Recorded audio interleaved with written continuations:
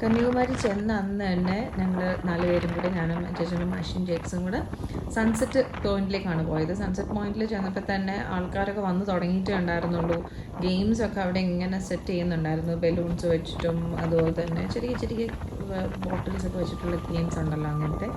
പിന്നെ ശംഖ് വാങ്ങിക്കാൻ കിട്ടും അവിടെ, ശംഖ് ഊതുന്ന ഇതില്ലേ അതിൻ്റെ വാങ്ങിക്കാൻ കിട്ടും. അപ്പോൾ നമ്മൾ വാങ്ങിച്ചു വരണം. അപ്പോൾ ആഷിക്ക് ഇഷ്ടമുള്ള കാര്യങ്ങളാണ് ഇങ്ങനെയുള്ള ശംഖ് വാങ്ങിക്കുക, ചെറിയ ഇൻസ്ട്രുമെൻറ്റ്സ് ഒക്കെ ഭയങ്കര ഇഷ്ടമാണ്. അപ്പോൾ ഷീ വാസ് ട്രൈയിങ് ഇറ്റ്.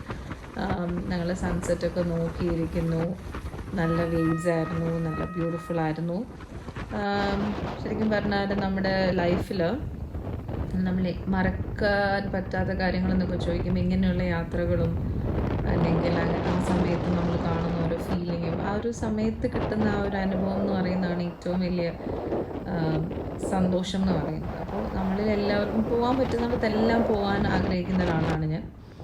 അപ്പോൾ അങ്ങനെയാണ് ഞങ്ങൾ കന്യാകുമാരി പ്രാവശ്യം, ഇതൊരു വെൽ പ്ലാൻഡ് എന്നൊന്നും പറയാൻ പറ്റത്തില്ല, എന്നാലും പ്ലാനിൻ്റെ ഇടയ്ക്കൂടെ നടന്നൊരു കാര്യമാണ്. അപ്പോൾ ഞങ്ങൾ 4 പേരും കൂടെ, നല്ല കാറ്റായിരുന്നു, ഭയങ്കര കാറ്റ്.